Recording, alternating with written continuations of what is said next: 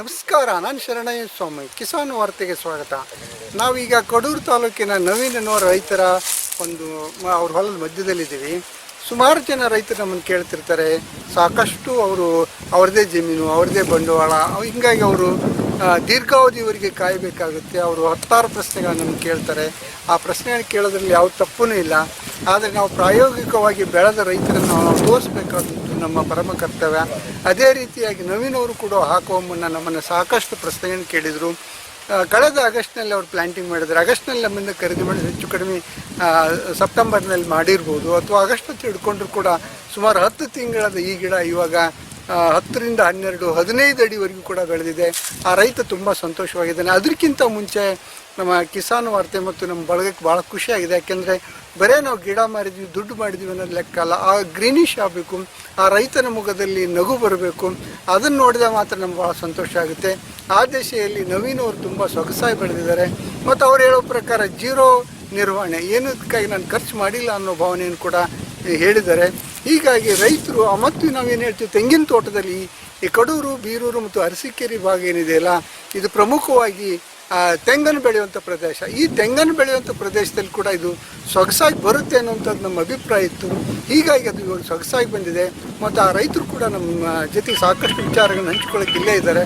ಈ ಒಂದು ದಿಶೆಯಲ್ಲಿ ನಮಗೆ ಪರ್ಯಾಯ ಬೆಳೆ, ಪೂರಕ ಬೆಳೆಯನ್ನು ನಾವು ತೆಂಗಿನಲ್ಲಿ ಮಹಾಗನಿಯನ್ನು ಬೆಳಿಬೋದು ಅನ್ನೋದನ್ನು ಅವರು ತಮ್ಮ ಮನದಾಳದ ಮಾತುಗಳನ್ನು ಹೇಳಿದ್ದಾರೆ. ಅವ್ರಿಗೂ ಕೂಡ ಕೊಟ್ಟಾಗ ನೂರಾರು ಪ್ರಶ್ನೆಗಳ ಥರ ನನ್ನನ್ನೇ ಕೇಳ್ತಿದ್ರು. ಸರ್, ಇವು ಈ ಗಿಡ ಹಿಂಗದವೆ, ಸೀದಾ ಬರ್ತದೆ, ಇದು ಬರ್ತದೆ, ಚಿಗುರು ಮುರಿದಿದೆ, ಸೀದಾ ಇರಬೇಕು, 26 ಪ್ರಶ್ನೆಗಳು. ಸ್ನೇಹಿತರೆ, ಇವ್ರಿಗೂ ನಿಮಗೆ ಬೇರೆ ಬೇರೆದವ್ರಿಗೆ ಹೆಂಗೆ ಸಪ್ಲೈ ಮಾಡ್ತೀವೋ ಆ ರೀತಿ ಸಪ್ಲೈ ಮಾಡುವಾಗ ಮುಂದಿನ ಚಿಗುರು ಮುರಿದಿರ್ತದೆ, ಕೆಲವೊಂದಿಷ್ಟು ಗಿಡಗಳು ಡೊಂಕಾಗಿರ್ತವೆ. ಆದರೆ ಅವ್ರ ಬಾಯಲ್ಲಿ ನೀವು ಕೇಳಿ ಸುಮಾರು ಅವು ಯಾವ ಪರಿಣಾಮವೂ ಕೂಡ ಅವು ಬೀರಲ್ಲ, ಚೆನ್ನಾಗಿ ಬರ್ತದೆ. ಯಾಕಂದರೆ ಆ ಗಿಡನೇ ಹಾಗೆ ಸೀದಾ ಹೋಗುತ್ತೆ. ಹೀಗಾಗಿ ಬಂದಿದೆ, ಇಲ್ಲಿ ಭಾಳ ಸೊಗಸಾಗಿ ಬಂದಿದೆ.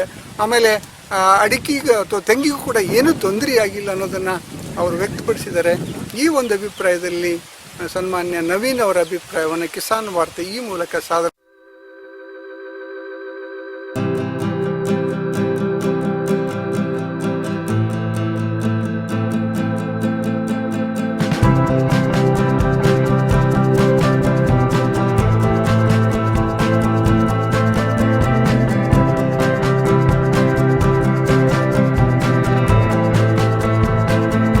ನಮಸ್ಕಾರ ಸರ್. ನಮಸ್ಕಾರ. ನನ್ನ ಹೆಸರು ನವೀನ್ ಕುಮಾರ್, ಕಡೂರ್ನವರು. ಎಷ್ಟು ಎಕರೆ ಜಮೀನಿದೆ? 4 ಎಕರೆ ಜಮೀನಿದೆ. ಏನು ಓದ್ಕೊಂಡಿದ್ದೀರಿ? ನಾವು SSLC ಓದಿದ್ವಿ. ನಾವು ಕೃಷಿ ಮಾಡ್ತಾ ಇದ್ವಿ. ಸುಮಾರು ಬೇರೆ ಬೇರೆ ಕೃಷಿಗಳನ್ನೆಲ್ಲ ಮಾಡಿ ಕೈ ಸುಟ್ಕೊಂಡ್ವಿ. ಅಲ್ಲ ಸರಿ, ಈಗ ಕ್ರಮೇಣ ಯಾಕೆಂತ ರೈತರಿಗೆ ಹಂಗೆ ನೀವು ಅಷ್ಟು ಹೇಳೋದು. ಈಗ ಟೋಟಲ್ ಎಷ್ಟು ಎಕರೆ ಜಮೀನು? 4 ಎಕರೆ. 4 ಎಕರೆ. ಅದರಲ್ಲಿ ಅಡಿಕೆ, ತೆಂಗಿನ ತೋಟ ಎಷ್ಟು? ತೆಂಗಿದೆ. ತೆಂಗುನು 2 ಎಕರೆ ತೆಂಗಿದೆ. 2 ಎಕರೆ ಖಾಲಿನೆಲ್ಲ 2 ಎಕರೆ ಖಾಲಿ ಇದೆ. ಈಗ ಅದರಲ್ಲಿ ಈಗ ನೀವು ತೆಂಗಿಗಾಗಿ ಇನ್ನೊಂದು ಪರ್ಯಾಯ ಬೆಳೆಗಳನ್ನು ಹುಡುಕ್ತಿದ್ರಿ? ಹುಡುಕ್ತಾ ಇದ್ವಿ. ಅಡಿಕೆ ಹಾಕಿದ್ವಿ. ಪರ್ಯಾಯ ಬೆಳೆ ಆಗಿ ಅಡಿಕೆ ಹಾಕಿ 2004ರಲ್ಲಿ ಇಲ್ಲ ಕಳ್ಕೊಂಡ್ವಿ. ಪರ್ಯಾಯ ಅಲ್ಲ, ಪೂರಕ ಬೆಳೆ ಇದಕ್ಕೆ ಪರಿಹಾರವಾಗಿ ಆಮೇಲೆ ಬೇರೆ ಬೆಳೆನ ಹುಡ್ಕೊಂಡು ಹೋಗ್ತಾ ಯಾವುದೋ ಸಿಗ್ಲಿಲ್ಲ. ಆಮೇಲೆ ಶ್ರೀಗಂಧ, ಮಹಾಗನಿ ಮಾಡೋಣ ಅಂತ ಒಂದು ಪ್ಲಾನ್ ಇಟ್ಕೊಂಡು, ಮಹಾಗನಿ ತುಂಬ ಉತ್ಕೃಷ್ಟವಾಗಿ ಬರುತ್ತೆ ಅಂತೇಳಿ ತಿಳ್ಕೊಂಡು ಕಿಸಾನ್ ವಾರ್ತೆನಲ್ಲಿ ಆಮೇಲೆ ಶರಣಯ್ಯನವ್ರನ್ನ ಭೇಟಿ ಮಾಡಿ ಅವರು ಸಸಿಗಳನ್ನ ಕೊಟ್ಟರು.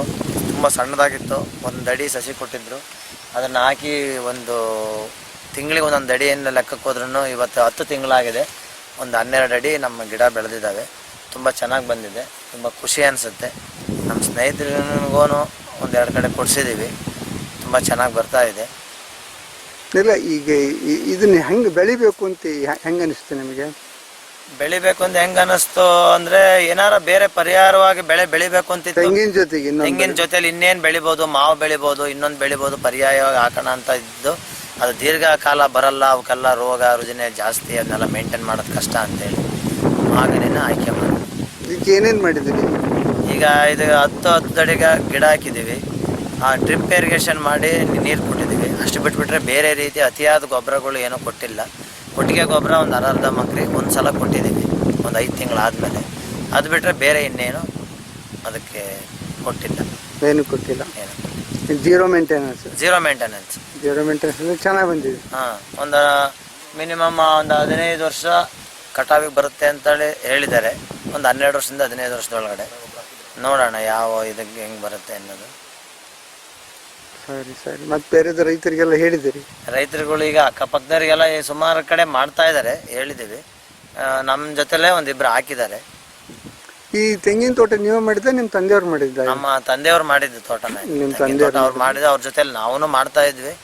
ರೇಷ್ಮೆ ಕೃಷಿ ಮಾಡಿದ್ವಿ ಒಂದು 8-10 ವರ್ಷ. ಅನುಕೂಲ ಆಯ್ತಾ? ಅನುಕೂಲ ಆಯಿತು, ಆದರೆ ರೇಟ್ ಏನು ಅಂತ ಏನು ವರ್ಕೌಟ್ ಆಗಲಿಲ್ಲ ಅಂತ ಹೇಳ್ಬಿಟ್ಟು ಇತ್ತೀಚಿನ ದಿನಗಳಲ್ಲಿ ತೆಗೆದು ಖಾಲಿ ಮಾಡಿಬಿಟ್ಟು ಇದನ್ನ ಮಾಡಿದಿರಿ. ಮಹಾಗನಿ ಮಾಡಿ ಈಗ ಒಂದು 10 ತಿಂಗಳಾಯ್ತಾ? 10 ತಿಂಗಳು ಸಸಿ. 10 ತಿಂಗಳು ಹೆಚ್ಚು ಕಡಿಮೆ ಒಂದು 12-13 ಅಡಿ ಹೋಗಿದ್ದಾವೆ. ಮಿನಿಮಮ್ ಒಂದು 13 ಅಡಿ ಇದ್ದಾವೆ. ನಮ್ಮ ಲೆವೆಲ್ಗಿಂತಲೂ ಕಡಿಮೆ ನೀರು ಕಡಿಮೆ ನೀರಲ್ಲಿ ಅಧಿಕ ಬೆಳೆಯನ್ನು ಬೆಳೆದಿದೆ. ಕಡಿಮೆ ನೀರಲ್ಲಿ ಅಧಿಕ ಬೆಳೆ. ಅಧಿಕ ಬೆಳೆ. ಭಾಳ ಸಂತೋಷ. ಮತ್ತೀಗ ತೆಂಗಿಗೆ ಏನಾದ್ರು ತೊಂದರೆ ಆಗಿದೆಯಾ? ತೆಂಗಿಗೆ ಏನು ತೊಂದರೆ ಆಗಿಲ್ಲ, ಅದಕ್ಕೆ ಇನ್ನೂ ಚೆನ್ನಾಗಿ ಅನುಕೂಲನೇ ಆಗಿದೆ. ಯಾಕಂದ್ರೆ ನೀರು ಡ್ರಿಪ್ ಇರಿಗೇಷನ್ ಅಲ್ಲಿ ನೀರು ಜಾಸ್ತಿ ಹೋಗೋದ್ರಿಂದ ಹತ್ತಡಿ ಇಕ್ಕನೋಗಿ ನೀರು ಹೋಗ್ತಾ ಇರೋದ್ರಿಂದ ತೆಂಗಿನ ಫಸಲು ಏನೇನು ಕಡಿಮೆ ಏನಾಗಿಲ್ಲ. ಅದೇನಿದೆಯೋ ಮುಂಚೆನೋ ಅದಕ್ಕಿಂತನೂ ಒಂದು 10% ಜಾಸ್ತಿನೂ ಡೆವಲಪ್ ಆಗಿದೆ. ತೊಂದರೆ ಏನಿಲ್ಲ. ಮುಂಚೆ ಎಲ್ಲ ಗರಿ ರೋಗ ಥರ ಎಲ್ಲ ಇತ್ತು. ಈ ಸಸಿ ಹಾಕಿದ ಮೇಲೆ ಆ ಜಾಗದಲ್ಲೆಲ್ಲ ಸ್ವಲ್ಪ ಕಂಟ್ರೋಲ್ ಆದಂಗೂ ಕಾಣ್ತಾ ಇದಾವೆ. ಒಂಥರ ಏನೋ ಹಸಿರಿಗೆ ಚೆನ್ನಾಗಿ ಆಗಿದೆ. ಕಾಳಜಿ ಜಾಸ್ತಿ ಆಗಿದೆ. ಆಮೇಲೆ ಎಲ್ಲ ಇದನ್ನ ಹೊಡಿತಿರುವ ವ್ಯವಸಾಯ ಏನು ಮಾಡಿಲ್ಲ, ಬರೀ ಮಿಷಿನ್ ಕಲ್ಟಿವೇಶನ್ ಒಂದ್ಸಲ ಮಾಡಿಸಿದ್ವಿ, ಅಷ್ಟು ಬಿಟ್ಟರೆ ವ್ಯವಸಾಯನೇ ಮಾಡಿಲ್ಲ. ವ್ಯವಸಾಯ ಮಾಡಿಲ್ಲ. ಜೀರೋ. ಏನು ಅಷ್ಟೊಂದು ಕಳೆನು ಬೆಳೆದಿಲ್ಲಲ್ಲ? ಕಳೆ ಬೆಳೆದಿಲ್ಲ ಅಂದರೆ ಇದಕ್ಕೆ ಒಂದೆರಡು ಸಲ ಕಳೆನಾಶಕನ ಕವರ್ ಹಾಕ್ಬಿಟ್ಟು ಇದಕ್ಕೇನು ತಾಗದಂಗೆ 1-2 ಸಲ ಸ್ಪ್ರೇ ಮಾಡಿಬಿಟ್ಟು ಕಳೆನ ನಾಶ ಮಾಡಿಬಿಟ್ಟಿದ್ದೀವಿ. ಈಗ ಅಲ್ಲದಿಲ್ಲ ನೋಡಿದ್ರೆ ಈಗ ಮುಂದಕ್ಕೆ ಏನು ತೊಂದರೆ ಆಗಲ್ಲ. ಕಳೆನಾಶಕ ಹೊಡೆದಿದ್ರೆ? ಒಂದ್ಸಲ ಹೊಡೆದಿದ್ವಿ. ಬಟ್ ಇದಕ್ಕೆ ತೊಂದರೆ ಆಗದಂಗೆ ಇದನ್ನ ಕವರ್ ಮಾಡಿಬಿಟ್ಟು 1-2 ಸಲ ಹೊಡೆದಿವಿ. ಯಾಕೆಂದ್ರೆ ಚಿಕ್ಕದಲ್ಲಿ ವ್ಯವಸಾಯ ಮಾಡಿದ್ರೆ ಗಿಡಕ್ಕೆ ತೊಂದರೆ ಆಗುತ್ತೆ ಅಂತೇಳಿ ಆ ಥರ ಮಾಡಿ ಸಸಿನ ಚೆನ್ನಾಗಿ ಇಂಪ್ರೂವ್ ಮಾಡ್ಕೊಂಡು. ಭಾಳ ಸಂತೋಷ, ಭಾಳ ಸಂತೋಷ. ನವೀನರು ಇಷ್ಟು ಹುಲ್ಸಾಯಿ ಬೆಳೆಯಕ್ಕೆ ಏನು ಕಾರಣ ಅಂತೀರಿ? ಹೊಲಸಾಗಿ ಬೆಳೆಯೋಕೆ ಕಾರಣ ಅಂದ್ರೆ ಸಹ ಚಿಕ್ಕ ಸಸಿಯಲ್ಲಿ ನೆಲನ ತುಂಬ ಹದವಾಗಿ ಹಿಡ್ಕೊಂಡು ಸಸಿನ ಹಾಕಬೇಕು. ಫಸ್ಟ್ ನೆಲನ ಹದ ಹಿಡ್ಕೊಂಡು ಸಸಿ ಹಾಕ್ಬಿಟ್ಟು ಡ್ರಿಪ್ ಇರಿಗೇಷನಲ್ಲಿ ನೀರು ಕೊಡ್ಕೊಂಡು ಅದಕ್ಕೆ ಕಳೆ ಜಾಸ್ತಿ ಆ ಗಿಡಕ್ಕಿಂತ ಎತ್ತರವಾಗಿ ಕಳೆ ಬರದೇ ರೀತಿಯಲ್ಲಿ ವ್ಯವಸಾಯ ಮಾಡ್ಕೊಂಡು, ಇಲ್ಲ ಕಳೆನಾಶಕನ ಏನಾದ್ರೂ ಕವರ್ ಹಾಕ್ಬಿಟ್ಟು ಹುಷಾರಾಗಿ ಅದಕ್ಕೆ ಆಗದಂಗೆ ಕಳೆನಾಶಕ ಹೊಡೆದು ಸಸಿನ ಚೆನ್ನಾಗಿ ಬೆಳೆಸ್ಕೊಂಡು ಅಭಿವೃದ್ಧಿ ಮಾಡಿದರೆ ಒಂದು ವರ್ಷದಲ್ಲೇ 12ರಿಂದ 15 ಅಡಿ ಬೆಳಿಬೋದು. ನೀವು ಹೇಳೋ ಪ್ರಕಾರ ಕಳೆ ಇರಬಾರ್ದು. ಕಳೆ ಇಲ್ಲದೆ ಇರುವಷ್ಟು ಮೇಂಟೈನ್ ಮಾಡಿದಷ್ಟು ನಮಗೆ ಫಾಸ್ಟ್ ಗ್ರೋತ್ ಸ್ಟಾರ್ಟಿಂಗ್ ಅಲ್ಲಿ ಬರುತ್ತೆ. ಆಮೇಲೆ ಏನು ತೊಂದರೆ ಆಗಲ್ಲ. 3-4 ವರ್ಷ ಗಿಡ ಆದ್ಮೇಲೆ 1 ವರ್ಷದ ಮೇಲೆ ದಾಟಿದ ಮೇಲೆ ಸಹ ನೀವು ಕೆಳಗಡೆ ಕಳೆ ಆದ್ರೂ ಹೆಂಗ್ ಬೇಕಾದ್ರೂ ನೀವು ವ್ಯವಸಾಯ ಮಾಡ್ಕೊಂಡು ಡೆವಲಪ್ ಮಾಡ್ಬೋದು. ಫಸ್ಟ್ ಅದನ್ನು ಮೇಂಟೈನ್ ಮಾಡ್ಬೇಕು. ಫಸ್ಟ್ ಸಸಿ ಹಾಕೋದ್ರಿಂದ ಎಲ್ಲೆಲ್ಲ ಸೈಡ್ ಬ್ರಾಂಚಸ್ ಬಂದಿಲ್ಲಲ್ಲ? ಎಲ್ಲ ಸೈಡ್ ಬ್ರಾಂಚಸ್ ಎಲ್ಲೋ ಒಂದೊಂದು ಬರುತ್ತೆ. ಯಾಕೆಂದ್ರೆ ಮೇಲ್ಗಡೆ ಏನಾದ್ರು ಕುಂಠಿತ ಆಗೋ ಟೈಮಲ್ಲಿ ಒಂದೊಂದು ಬ್ರಾಂಚಸ್ ಬರುತ್ತೆ. ಅಲ್ಲ, ಮೇಲ್ಗಡೆ ಚಿಗುರು ಏನಾರು ತಿಂದಾಗ ಏನಾರ ನಮ್ ತೆಂಗಿನ ಮರದ ಗರಿ ಬಿದ್ದು ಮುರ್ಕೊಂಡಾಗ ಬರುತ್ತೆ. ಅವಾಗ ಆ ಬ್ರಾಂಚ್ ಅಲ್ಲಿ ಸೈಡ್ ಬ್ರಾಂಚಸ್ ತೆಗೆದುಬಿಟ್ಟು ಒಂದೇ ಒಂದು ಎಂಟ್ರೆನ್ಸ್ ಅಲ್ಲಿ ಏನಿರುತ್ತೆ ಲಾಸ್ಟ್ ಎಂಟ್ರೆನ್ಸ್ ಅಲ್ಲಿ ಅದನ್ನ ಮುಂದೋಗೋದಕ್ಕೆ ಬಿಡಬೇಕು. ಅವಾಗ ಸ್ಟ್ರೈಟ್ ಆಗಿ ಮತ್ತೆ. ಬಟ್ ಸ್ವಾಭಾವಿಕವಂತೂ ಸೈಡ್ ಬ್ರಾಂಚ್ ಬಂದಿಲ್ಲ. ಸ್ವಾಭಾವಿಕವಾಗಿ ಸೈಡ್ ಬ್ರಾಂಚ್ ಬಂದೇ ಇಲ್ಲ. ಎಲ್ಲೋ 100ಕ್ಕೆ 1 ಗಿಡಕ್ಕೆ ಬಂದಿದೆ. ಅದನ್ನ ನಾವು ತೆಗ್ದಾಕ್ಬಿಡ್ಬೇಕು. ತೆಗ್ದು ಹಾಕಿದೀವಿ. ಎಲ್ಲೋ ಒಂದೊಂದು ಏನಾರು ಅಕಸ್ಮಾತ್ ಹಿಂಗ್ ಬಂದಿದ್ರೆ ಆಕಸ್ಮಿಕವಾಗಿ ಬಂದಿರೋದನ್ನ ತೆಗೆದು ಬಹಳ ಕಡಿಮೆ 100ಕ್ಕೆ ಎಲ್ಲೋ ಒಂದು. ನಮ್ಮ 700 ಗಿಡದಲ್ಲಿ ಒಂದು 5-6 ಗಿಡಕ್ಕೆ ಬಂದಿರ್ಬೋದು. ಅದನ್ನ ತೆಗ್ದಿದ್ದೀವಿ. ಎಲ್ಲ ಅದನ್ನು ಸ್ಟ್ರೈಟ್ ಹೋಗಿದಾವೆ. ಯಾವ ಏನು ಆ ಕಡೆ ಬ್ರಾಂಚಸ್ ಹೋಗಿಲ್ಲ. ನಮಸ್ಕಾರ ಸರ್. ನಮಸ್ಕಾರ, ಹೇಳ್ರಿ. ನಮ್ಮ ಹೆಸರು ರವಿಕುಮಾರ್ ಅಂತ ಹೇಳಿ. ನಮ್ಮದು ಬುಲೋರೋ ಗೂಡ್ಸ್ ವೆಹಿಕಲ್ ಇದೆ. ಅದರಲ್ಲಿ ನಾವು ಗಿಡಗಳನ್ನು ರೈತರಿಗೆ ಸಪ್ಲೈ ಮಾಡ್ತಾ ಇದೀವಿ. ಇದು ನೀವು ಸಪ್ಲೈ ಮಾಡಿದ್ದ? ಇದು ಹೌದು, ನಾವೇ ಸಪ್ಲೈ ಮಾಡಿದ್ದು. ಯಾವಾಗ ಕೊಟ್ಟಿದ್ರಿ?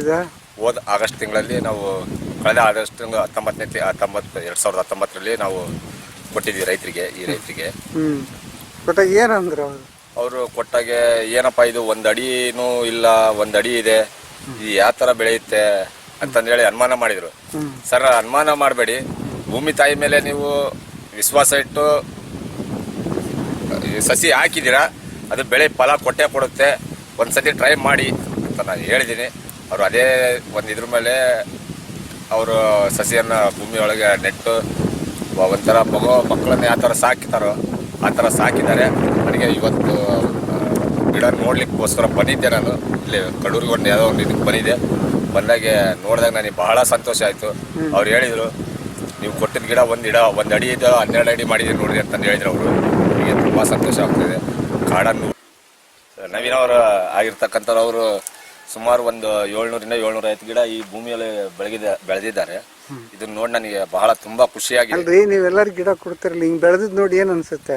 ಅವಾಗ ರಾತ್ರಿ ಹೊತ್ಕೊಂಡು ಮಾಡಿ ಕೊಟ್ಟಿರ್ತಿರ್ಲಿ, ಈಗ ಏನ್ ಅನ್ಸುತ್ತೆ ನೋಡಿದ್ರೆ? ನಾವು ಕಷ್ಟಪಟ್ಟದಕ್ಕೊಂದು ಪ್ರತಿಫಲ ಸಿಕ್ತು ಅಂತಂದೇಳಿ ನಾವು ಭಾವಿಸ್ತಾ ಇದ್ದೇವ್ರಿ.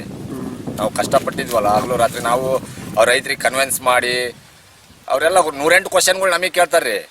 ತಪ್ಪೇನಿಲ್ಲ, ಅವ್ರ ಹೊಲ, ಅವ್ರ ಜಮೀನು, ಅವ್ರ ಬಂಡವಾಳ, ಯಾಕಂದ್ರೆ ಬಂಡವಾಳ ಆಗ್ತಿರ್ತಾರೆ. ಅದಕ್ಕೆ ತಕ್ಕಂಗೆ ನಾವು ಉತ್ತರ ಹೇಳಿ ಅವ್ರಿಗೆ ಸಮಜಾಯಿಸಿ, ಇಲ್ಲ ಸರ್ ನೀವು ಮಾಡಿ ಪ್ರಯತ್ನಕ್ಕೆ ಪ್ರತಿಫಲ ಪರಮಾತ್ಮ ಕೊಟ್ಟೇ ಕೊಡ್ತಾನೆ ಅಂತ ಒಂದು ಸಮಜಾಯಿಸಿ ಹೇಳಿ ಅವ್ರಿಗೆ ಮಾಡಿದ್ರಲ್ಲ, ಎಲ್ಲೆಲ್ಲರೂ ಮಾಡಿದ್ರಿ, ಬೆಳೆದ್ ನಿಂತಿದ್ದಿಲ್ಲ, ಇದು ನೋಡಿ ಏನ್ ಅನ್ಸುತ್ತೆ?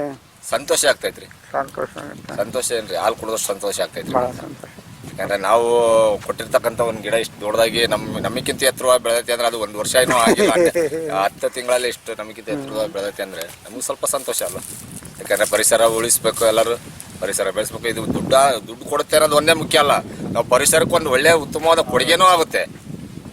ಅದು ಒಂದೇ ಇದನ್ನು ಲೆಕ್ಕ ಇಟ್ಕೊಳಕ್ಕಾಗಲ್ಲ. ಪರಿಸರಕ್ಕೆ ಒಂದು ಉತ್ತಮವಾದ ಕೊಡುಗೆನೂ ಆಗುತ್ತೆ, ಮತ್ತೆ ಮಳೆ ಬೆಳೆನೂ ಆಗುತ್ತೆ. ಮರಗಳು ಇದ್ದೆ ಅಂದ್ರೆ, ಮರಗಳು ಕಾಡುಗಳು ಬೆಳೆಸಿದೆ ಅಂದ್ರೆ ಮಳೆನೂ ಆಗುತ್ತೆ. ಮುಂದೆ ಬೇರೆ ರೈತರಿಗೂ ಒಂದು ಮಳೆ ಬಂತು ಅಂದ್ರೆ ಬೇರೆ ರೈತರಿಗೆ ಬೆಳೆ ಬೆಳೆಯೋಕೆ ಒಂದು ಅನುಕೂಲ ಆಗುತ್ತೆ. ಪ್ಲಸ್ ಇವರಿಗೆ ಹಣನೂ ಆಗುತ್ತೆ. ಅದು ಒಂದು ಹೇಳ್ಬೋದು. ಇಷ್ಟು ಹೇಳಿ ನಾನು ಮಾತನ್ನು ಮುಗಿಸ್ತೀನಿ.